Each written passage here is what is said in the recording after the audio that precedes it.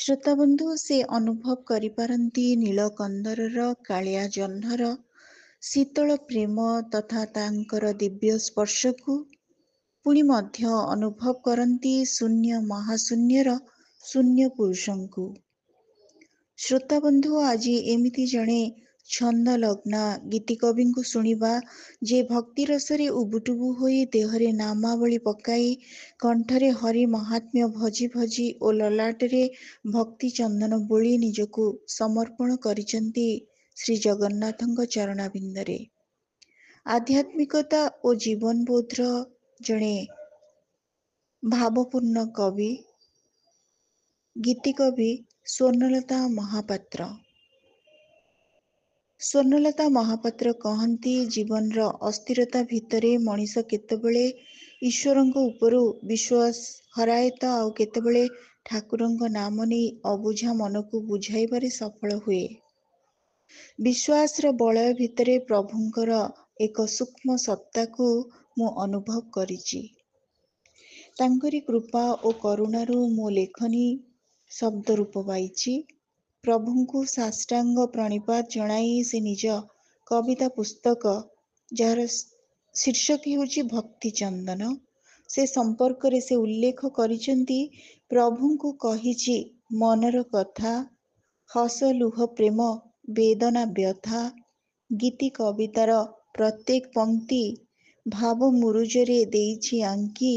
ମୋର ମାନସ ସନ୍ତାନ ଜୀବନ୍ୟାସ ପାଇ ଜନମ ନେଇଛି, ନାମତା ଭକ୍ତି ଚନ୍ଦନ। ନାମତା ଭକ୍ତି ଚନ୍ଦନ। ଶ୍ରୋତାବନ୍ଧୁ, ଗୀତିକବି ସ୍ୱର୍ଣ୍ଣଲତା ମହାପାତ୍ରଙ୍କ ଲେଖନୀ ଛନ୍ଦୋବଦ୍ଧ କବିତା ରଚନାରେ ସିଦ୍ଧହସ୍ତ, ସାବଲୀଳ ଶବ୍ଦ ବିନ୍ୟାସରେ ଭାବକୁ ଚତୁରତାର ସହିତ ପ୍ରକାଶ କରିବାର ଚାରୁକଳାରେ ସେ ସୁଦକ୍ଷା।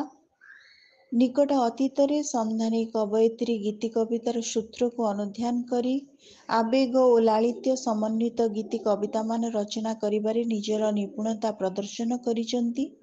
ତାଙ୍କର କାବ୍ୟ ଗ୍ରନ୍ଥ ଶ୍ରୀରାମ କାବ୍ୟ ରସାମୃତ, ଶ୍ରୀରାମଚରିତ ମାନସର ଅନନ୍ୟ ସମାବେଶ ନିକଟରେ ତାଙ୍କର ସଦ୍ୟ ପ୍ରସ୍ତୁତ ଛନ୍ଦୋବଦ୍ଧ କବିତା ପୁସ୍ତକ ଛନ୍ଦ ତରଙ୍ଗ ମଧ୍ୟ ପ୍ରକାଶିତ ହୋଇଛି।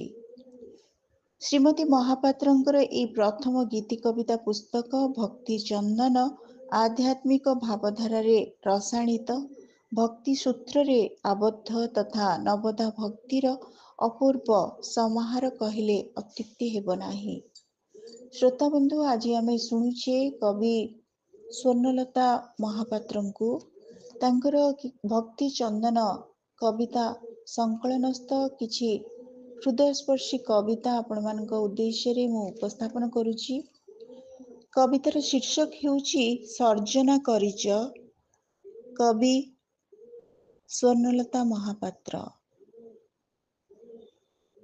ସର୍ଜନା କରିଚ ଏ ସାରା ଜଗତ, ଅନାହତ ବ୍ରହ୍ମନାଦେ। ଚିତ୍ତେ ଚିନ୍ତି ନାମ ବିତେ ମୋର ଦିନ, ସେବି ତୁମ ପଦ୍ମ ପାଦେ। ଅସୀମ ତୁମରି କରୁଣାର ଧାରା, ମୁଖାଲି ନିମିତ୍ତ ମାତ୍ର। ଅସୁମାରି ଆଶା ଭରିଛ ଅନ୍ତରେ, ସବୁ ତ ତୁମରି ସୂତ୍ର। ତବ ଅନୁଭବେ ଭକ୍ତି ଅନୁରାଗେ, ଚରଣ କମଳ ବନ୍ଦେ। ସର୍ଜନା କରିଚ ଏ ସାରା ଜଗତ, ଅନାହତ ବ୍ରହ୍ମନାଦେ। ଚିତ୍ତେ ଚିନ୍ତି ନାମ ବିତେ ମୋର ଦିନ, ସେବି ତୁମ ପଦ୍ମ ପାଦେ। ମାଗିନି କେବେ ମୁଁ ସରଗର ସୁଖ, ମାଗି ନାହିଁ ଧନ ମାନ। ତୁମକୁ ସେବି ମୁଁ ଯେଉଁ ସୁଖ ପାଏ, ସେଇ ମୋ ମଣି ରତନ। ତୁଣ୍ଡ ଯାଏ ଗାଇ ଶ୍ରୀଗୀତ ଗୋବିନ୍ଦ, ମନ ନାଚେ ସେଇ ଛନ୍ଦେ। ଚିତ୍ତେ ଚିନ୍ତି ନାମ ବିତେ ମୋର ଦିନ, ସେବି ତୁମ ପଦ୍ମ ପାଦେ। ଆସିଅଛି ଏକା ଯିବି ଫେରି ଏକା, ତୁମ ପାଦେ ଥାଉ ଲୟ। ମାୟା ମୋହ ତେଜି ଯାଉ ଏ ଜୀବନ, ଗାଇ ଗାଇ ତୁମ ଜୟ। ପରମାନନ୍ଦରେ ମଜୁ ମୋର ମନ, ହଜୁ ସେ ଦିବ୍ୟ ସୁଗନ୍ଧେ। ସର୍ଜନା କରିଛ ଏ ସାରା ଜଗତ, ଅନାହତ ବ୍ରହ୍ମନାଦେ। ଚିତ୍ତେ ଚିନ୍ତି ନାମ ବିତେ ମୋର ଦିନ, ସେବି ତୁମ ପଦ୍ମ ପାଦେ। ସେବି ତୁମ ପଦ୍ମ ପାଦେ। श्रोता बंधु आमे शुणुचे गीति कवि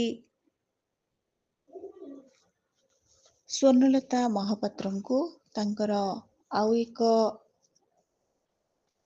दिव्य चेतना रे अभिमंत्रित कवितार शीर्षक हेउची केबे चेतन रे। कवि स्वर्णलता महापात्र। केबे चेतन रे केबे सपन रे तुमको मु प्रभु झुरे, केबे चेतन रे केबे सपन रे तुमको मु प्रभु झुरे, केबे भावना रे केबे गोपन रे तुम पाई लुह झरे, केबे हजी जाए भाबे मजी जाए अंका बंका नई हुई, केबे हजी जाए भाबे मजी जाए अंका बंका नई हुई, केबे पुणी हसे केबे लेखी बसे तुम गुणावली गाई, तुम रूप नहीं छवि मु आंकई हृदयर पट्ट परे, केबे चेतन रे केबे सपन रे तुमको मु प्रभु झुरे। तुमे निराकार तुमे ही साकार दीन दुखी जन बंधु, तुम करुणार नाही पटांतर तुमे करुणार सिंधु, तुमे आपणार जीव जगतर सुधा तुम चाहाणी रे, केबे चेतन रे केबे सपन रे तुमको मु प्रभु झुरे। भाव भक्ति रे डाके मु कातरे पांचाली मृगुणी परी, भाव भक्ति रे डाके मु कातरे पांचाली मृगुणी परी, सुखरे दुखरे थाओ मो पाखरे नीर संगे क्षीर सरी, शब्द होई तुमे सदा झरुथाओ मो भावर लेखनी रे, केबे चेतन रे केबे सपन रे तुमको मु प्रभु झुरे, तुमको मु प्रभु झुरे। कविंकर अन्य एक कविता जार शीर्षक हेउची प्राणपक्षी मोर, स्वर्णलता महापात्र। प्राणपक्षी मोर आजी कबलित, प्राणपक्षी मोर आजी कबलित मोहमाया पंजुरी रे, शिकुली छिड़ेई उड़ी जिबा पाई भजे रामकृष्ण हरे, भजे रामकृष्ण हरे। अढ़ेई दिनर आयुष ताहार रुंधी होई जाए सरी, पाप आउ पुण्य तौली तौली जपे मने हरि हरि, मुकुला आकाशे डेणा झाड़िबाकू असरंती आशा करे, प्राणपक्षी मोर आजी कबलित मोहमाया पंजुरी रे, शिकुली छिड़ेई उड़ी जिबा पाई भजे रामकृष्ण हरे। लोड़ा नाही एई सुनार पंजुरी विषयर विषमान, लोड़ा नाही एई सुनार पंजुरी विषयर विषमान, मुकतिर आशा मोमन पिपाशा भाग्य करे हिनीमान, अमृतर भाव अनुभव हेब बेड़ी खोलीगला परे, प्राणपक्षी मोर आजी कबलित मोहमाया पंजुरी रे, शिकुली छिड़ेई उड़ी जिबा पाई भजे रामकृष्ण हरे, भजे रामकृष्ण हरे। कविंकर आउ एक हृदयस्पर्शी कविता दुख चिर साथी। कवि स्वर्णलता महापात्र। दुख चिरसाथी सुख मो अतिथि, दुख चिरसाथी सुख मो अतिथि, लुहरे भिजे मो कानी पणत, दर जला मन जालुची पराण पारुना कि देखी कमलाकांत, मरीचिका पछे धाउची केवल शोषरे विकल जीवन मोर, मरीचिका पछे धाउची केवल शोषरे विकल जीवन मोर, करमर फल भुंजिबाकू हुए बुझी मु गलिणी हे मायाधर, आसरारे थाई लागे असहाय, केबे हेब एही मायार अंत, दर जला मन जालुची पराण पारुना कि देखी कमलाकांत। दोष थिले दंड दिय हे ठाकुर, दोष थिले दंड दिय हे ठाकुर, आदरी नेबी मो मथाकू पाती, बिना दोषे जदि हुए हंत संत, लिभि जीव तुम जस किरती, सहुची सहिबी सबु झड़ झंझा, पासे पासे था कला शांत, दर जला मन जालुची पराण पारुना कि देखी कमलाकांत, पारुना कि देखी कमलाकांत। श्रोताबंधु अन्य एक सुंदर कविता जीवन पथर, कवि स्वर्णलता महापात्र। ଜୀବନ ପଥର। ଜୀବନ ପଥର ଶେଷ ପାହାଚରେ ତୁମେ ରହିଥିବ ମୋ ସାଥିରେ, ତୁଳସୀର ଜଳ ଦେଇ ମୋ ତୁଣ୍ଡରେ ବସିଥିବ ପ୍ରଭୁ ମୋ କତିରେ। ଜୀବନ ପଥର ଶେଷ ପାହାଚରେ ତୁମେ ରହିଥିବ ମୋର ସାଥିରେ, ତୁଳସୀର ଜଳ ଦେଇ ମୋ ତୁଣ୍ଡରେ ବସିଥିବ ପ୍ରଭୁ ମୋର କତିରେ। ବେଳ ଥାଉ ମନ ପୁରାଏ ନୟନ, ଦେଖୁଥିବି ବସି କଳା ବଦନ, ଭକତି କୁସୁମ ପୟରେ ପରଶି, ଚିନ୍ତୁଥିବି ପ୍ରଭୁ ତୁମରି ନାମ। ତୁଟାଇବ ମୋର ସଂସାରର ମୋହ, ବିଭୋର ହେବି ମୁଁ ତୁମ ପ୍ରୀତିରେ। ଜାଣିଛି ମରଣ ଛୁଇଁବ ଜୀବନ, ହୃଦୟର ଗତି ହୋଇବ ଶୂନ୍ୟ, ଅବିନାଶୀ ଆତ୍ମା ଅଜର ଅମର, ତୁମ ପାଦ ପଦ୍ମେ ହୋଇବ ଲୀନ। ଦେହ ଯାଇ ମୋର ଜୁଇରେ ଜଳିବ, ହୋଇବ ପାଉଁଶ ଏହି କ୍ଷିତିରେ। ଜୀବନ ପଥର ଶେଷ ପାହାଚରେ ତୁମେ ରହିଥିବ ମୋର ସାଥିରେ, ତୁଳସୀର ଜଳ ଦେଇ ମୋ ତୁଣ୍ଡରେ ବସିଥିବ ପ୍ରଭୁ ମୋର କତିରେ। ବସିଥିବ ପ୍ରଭୁ ମୋର କତିରେ। ଶ୍ରୋତାବନ୍ଧୁ, ଆଉ ଏକ କବିତା, କେଡ଼େ ଅଝଟିଆ।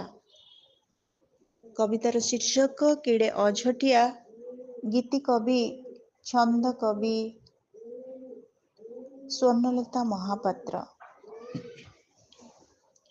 କେଡ଼େ ଅଝଟିଆ ତୁହିରେ କାଳିଆ, ଜାଣି ତୁ ଅଜଣା ହେଉଛୁ।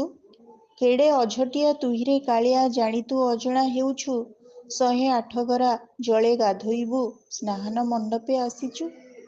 ପହିଲି ଆଷାଢ଼େ ମୌସୁମୀ ବର୍ଷା, ଝରଝର ହୋଇ ଝରୁଛି। ପହିଲି ଆଷାଢ଼େ ମୌସୁମୀ ବର୍ଷା, ଝରଝର ହୋଇ ଝରୁଛି। ଚଉଦିଗୁ କେତେ ଆସନ୍ତି ଶ୍ରୀକ୍ଷେତ୍ରେ, ବଡ଼ଦାଣ୍ଡେ ଭିଡ଼ ଲାଗିଛି। ଜର ହେବ ବୋଲି ଡର ନାହିଁ ମନେ, ଜର ହେବ ବୋଲି ଡର ନାହିଁ ମନେ, ଝିନ ବାସ ପିନ୍ଧି ବସିଛୁ। 60 ପଉଟି ମୁଖେ ନ ଦେବେଟି, ଫଳମୂଳ ଚେର ଖାଇବୁ। ଅଣସର ଘରେ ଦଇତା ସେବାରେ, ଗୁଳୁଗୁଳି କେତେ ସହିବୁ। ସୁନା କୂଅ ପାଣି କି ମନ୍ତର କଲା, ଥରିବାକୁ ଆଣ୍ଟ କରିଛୁ। କେଡ଼େ ଅଝଟିଆ ତୁହିରେ କାଳିଆ, ଜାଣି ତୁ ଅଜଣା ହେଉଛୁ। ରତ୍ନ ସିଂହାସନ ଖାଲି କରିଗଲେ, ପଟି ଦିଅଁ ପୂଜା ପାଇବେ। ରତ୍ନ ସିଂହାସନ ଖାଲି କରିଗଲେ, ପଟି ଦିଅଁ ପୂଜା ପାଇବେ। ଚକା ଚକା ଆଖି ଭକତେ ନ ଦେଖି, ଅଲାରନାଥଙ୍କୁ ଭେଟିବେ। ଭୁଜକୁ ପ୍ରସାରି ଭାବରେ ଭିଜି ତୁ, କିଆଁ ଲୋକ ହସା କରୁଛୁ। କେଡ଼େ ଅଝଟିଆ ତୁହିରେ କାଳିଆ, ଜାଣି ତୁ ଅଜଣା ହେଉଛୁ। ଜାଣି ତୁ ଅଜଣା ହେଉଛୁ। ଶେଷ କବିତା, ଯାହାର ଶୀର୍ଷକ ହେଉଛି ଅଶୀଣ ଆକାଶେ। କବି ସ୍ୱର୍ଣ୍ଣଲତା ମହାପାତ୍ର। ଅଶୀଣ ଆକାଶେ ତୋଫା ଜହ୍ନ ଦିଶେ, ଜଳେ ହସେ ନୀଳ କଇଁ। ଅଶୀଣ ଆକାଶେ ତୋଫା ଜହ୍ନ ଦିଶେ, ଜଳେ ହସେ ନୀଳ କଇଁ। ଜଗତ ଜନନୀ ପୂଜା ପାଉଛନ୍ତି, 10 ଅବତାର ହୋଇ। ଭକତ ବତ୍ସଳା ଝଙ୍କଡ଼େ ସାରଳା, କାକଟପୁରେ ମଙ୍ଗଳା। ଶ୍ରୀକ୍ଷେତ୍ରେ ବିମଳା ମା ଗିରିବାଳା, ତାଳ ଚେରରେ ହିଙ୍ଗୁଳା। ବାଣପୁରେ ଶକ୍ତି ନାମ ଭଗବତୀ, କ୍ଷମାମୟୀ ମହାମାୟୀ। ବାଙ୍କିରେ ଚର୍ଚ୍ଚିକା, କଟକେ ମା ଚଣ୍ଡୀ, ଯାଜପୁରେ ବିରଜାଇ। ସମ୍ବଲପୁରରେ ମା ସମଲେଇ, ଚିଲିକାରେ କାଳିଜାଇ। ଶରଣାଗତକୁ କରନ୍ତି ଉଦ୍ଧାର, ମୁକତି ପଥ ଦେଖାଇ। ଏକଳି କାଳରେ ପାପ ନାଶକର, ଦୟାମୟୀ ଦୟା ବହି। ମହାବିପତ୍ତିରୁ ଉଦ୍ଧାର କର ମା, କୃପା ନୟନରେ ଚାହିଁ। ଜଗତ ହୋଇବ ସରଗପୁର ମା, ତୁମରି ଆଶିଷ ପାଇ। ଅଶୀଣ ଆକାଶେ ତୋଫା ଜହ୍ନ ଦିଶେ, ଜଳେ ହସେ ନୀଳ କଇଁ। ଜଗତ ଜନନୀ ପୂଜା ପାଉଛନ୍ତି, 10 ଅବତାର ହୋଇ। ବା, ଚମତ୍କାର କବିତା। ଏବଂ କବି ସ୍ୱର୍ଣ୍ଣଲତା ମହାପାତ୍ରଙ୍କର ଯେଉଁ ଲୟାତ୍ମକତା, ଛନ୍ଦମୟତା ତାଙ୍କ କବିତା ଗୁଡ଼ିକୁ ଗୀତିମୟତାରେ ପରିପୂର୍ଣ୍ଣ କରିଛି। ଶ୍ରୋତାବନ୍ଧୁ, ଆଜିର ଅଡ଼ିଓଟି ଆପଣମାନଙ୍କୁ କେମିତି ଲାଗିଲା, ଆପଣମାନଙ୍କର ମତାମତ ଅପେକ୍ଷାରେ ରହୁଛି। ଧନ୍ୟବାଦ।